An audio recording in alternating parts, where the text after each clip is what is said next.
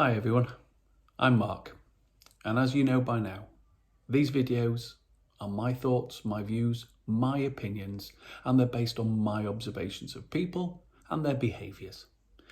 I'm being pestered a lot at the moment to where's the leadership one, it's coming, all right? But before I get to the leadership one, I want to talk a little bit about motivations. I've been reading on LinkedIn recently, lots of posts, and ironically from a lot of leadership pages, that one of my greatest tools as a leader is I understand that praise is important to all my staff. Everybody wants praise. And I'm listening to that thinking, well, not exactly. Motivations are the things that make us get out of bed. They're the reasons why we go and do the things we do.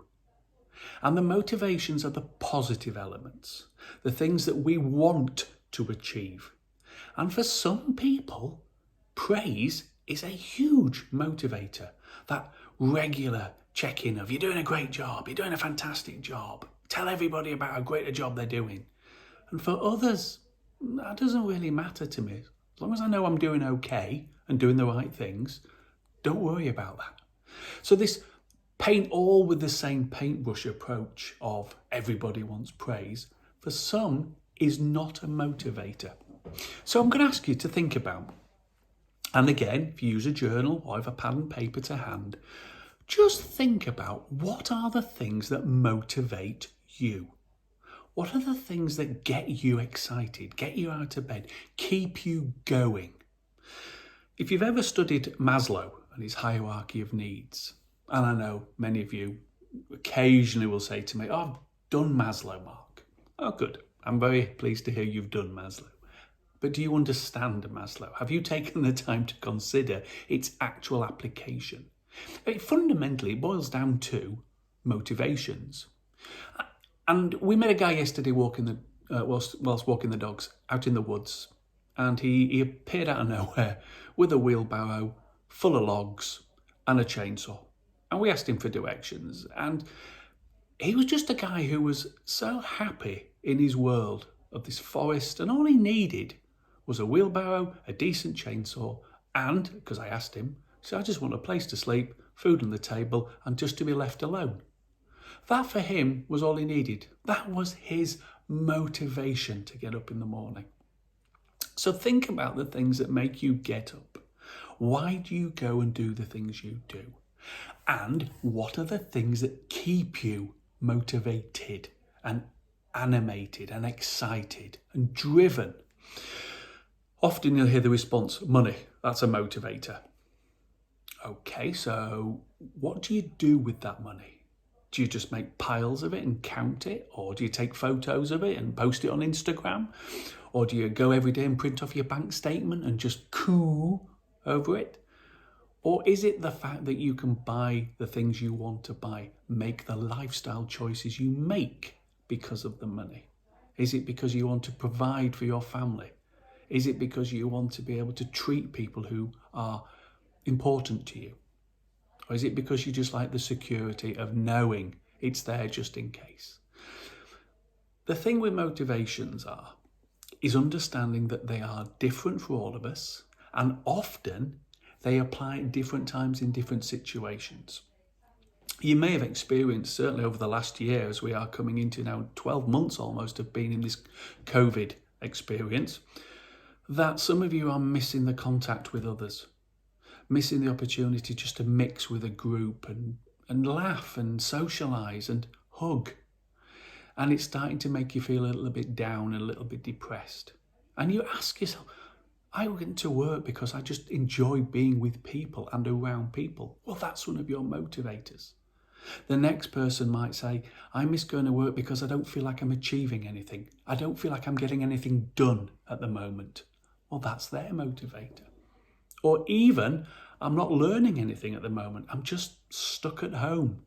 I want to be able to expand my knowledge and my understanding, and I feel that I'm not getting that at the moment. I need that.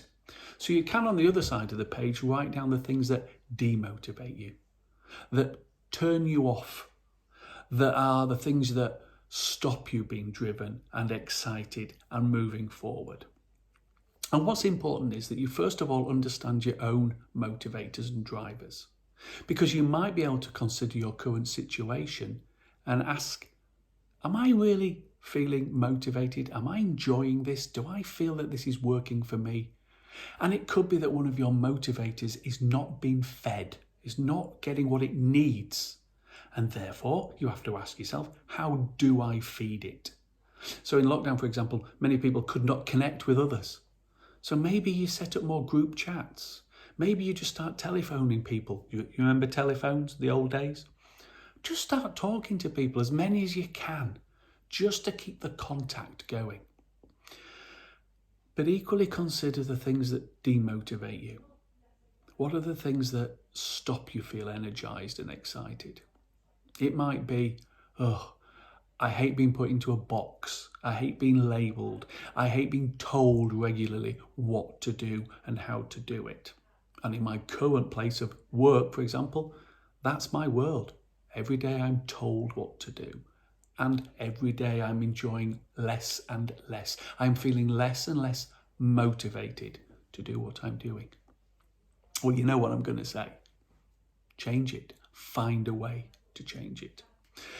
But for those of you who work with others, particularly those of you who manage others, start considering that the things that drive and motivate you may not be the same things that drive and motivate those around you. And a classic example was, years ago, I was interviewed for a sales position. And I was asked to attend the sales director's office for an interview. And he began the interview, no word of a lie, by saying, you see that photo on the wall of my house? Do you see that picture on the wall of my car? Do you see that picture on the wall of my boat? You could have all of those things too. And I thought, I don't want those things, they're yours. But equally, do you actually think that that motivates me? And you're in sales, and you're the sales director, and you presume that the driving motivators for you are exactly the same as the driving motivators for me. No, they weren't. That interview lasted less than 15 minutes because I don't want to work for somebody who isn't prepared to understand what motivates and drives me and checking that is the environment, is the role right for me. So, my parting question for you is, do you know what motivates you and do you know what demotivates you? Think about it, write them down and look around you now. Explore what is happening in your world. Are there motivators that are missing? And maybe that's why you're feeling the way you are. Or are all your motivators being fed? And that's why you're feeling the way you are. Thank you for your time. Hope to see you soon. Bye for now.